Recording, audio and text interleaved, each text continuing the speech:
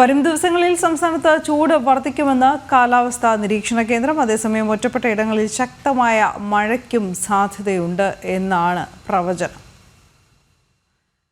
ശ്രീനന്ദ വിവരങ്ങളുമായി ചേരുകയാണ്. ശ്രീനന്ദ, ആകെ കൺഫ്യൂഷനിലായല്ലോ. ഇപ്പോൾ മഴയാണോ വെയിലാണോ നമ്മൾ പ്രതീക്ഷിക്കേണ്ടത്?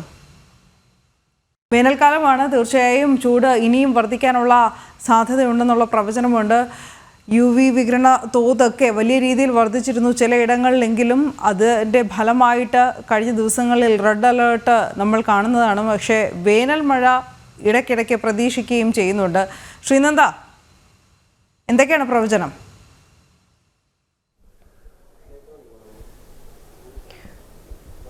അനു, രണ്ടും ചേർന്ന ഒരു കാലാവസ്ഥയാണ് ഇപ്പോൾ സംസ്ഥാനമൊട്ടാകെ, കേരളമൊട്ടാകെ അങ്ങനെ ഒരു കാലാവസ്ഥയാണെന്ന് തന്നെ നമുക്ക് പറയാം. കാരണം രാവിലെ വെയിലാണെങ്കിൽ ഉച്ചയ്ക്ക് ശേഷം മഴയായിരിക്കും, പെരുമഴയായിരിക്കും, വെറുമഴയായിരിക്കത്തില്ല. അപ്പോൾ ദിവസം തോറും രണ്ട് തരത്തിലുള്ള ഒരു കാലാവസ്ഥാ വ്യതിയാനങ്ങളാണ് നമ്മൾ കേരളത്തിലുള്ളവർ ഇപ്പോൾ അനുഭവിച്ചു കൊണ്ടിരിക്കുന്നത്.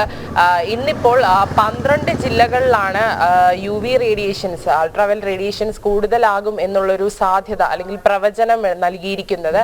ഇങ്ങനെയാണെങ്കിൽ ഉച്ചയ്ക്ക് ശേഷം ഒരു 3 മണി മുതൽ അതിശക്തമായ മഴ ഒറ്റപ്പെട്ട ഇടങ്ങളിൽ മഴയ്ക്കുള്ള സാധ്യതകളുണ്ട്. അതുപോലെ തന്നെ ഇടിമിന്നലോട് കൂടിയ മഴയായിരിക്കും ഉച്ചയ്ക്ക് ശേഷം ഉണ്ടാവുക എന്നുള്ളൊരു പ്രവചനമാണ് കാലാവസ്ഥാ നിരീക്ഷണ കേന്ദ്രം അറിയിക്കുന്നത്. അതുപോലെ തന്നെ ഈ ഒരു വെയിൽ സമയമായാലും മഴ സമയമായാലും മത്സ്യത്തൊഴിലാളികളോട് കടലിൽ പോകുന്നത് ഒഴിവാക്കണമെന്നും കാലാവസ്ഥാ നിരീക്ഷണ കേന്ദ്രം അറിയിക്കുന്നുണ്ട്. നിരവധി പേരാണ് ഈ ഒരു UV റേഡിയേഷൻസ് കാരണം ദുരിതത്തിലായിരിക്കുന്നത്.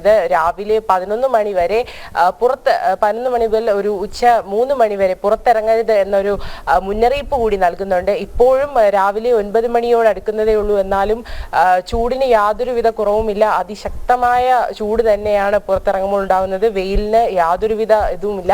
പക്ഷേ ഉച്ചയ്ക്ക് ശേഷം ഇത് നേരെ മറിച്ചായിരിക്കും.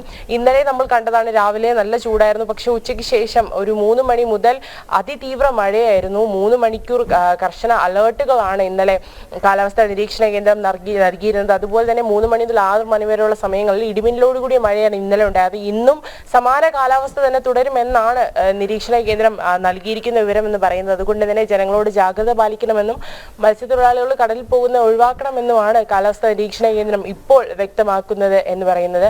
പക്ഷേ പ്രത്യേകിച്ച് അലേർട്ടുകൾ ഒന്നും തന്നെ ഇതുവരെ കാലാവസ്ഥാ നിരീക്ഷണ കേന്ദ്രം നൽകിയിട്ടില്ല. ജനങ്ങളോട് ജാഗ്രത പാലിക്കണമെന്ന് മാത്രമാണ് പറഞ്ഞിരിക്കുന്നത്. എല്ലായിടത്തും ഇപ്പോൾ ഗ്രീൻ അലേർട്ടാണ്. പക്ഷേ മണിക്കൂറുകൾ കഴിയുന്തോറും ഇത് മാറാനുള്ള ഒരു സാധ്യത നമുക്ക് നോക്കാവുന്നതാണ് അനു.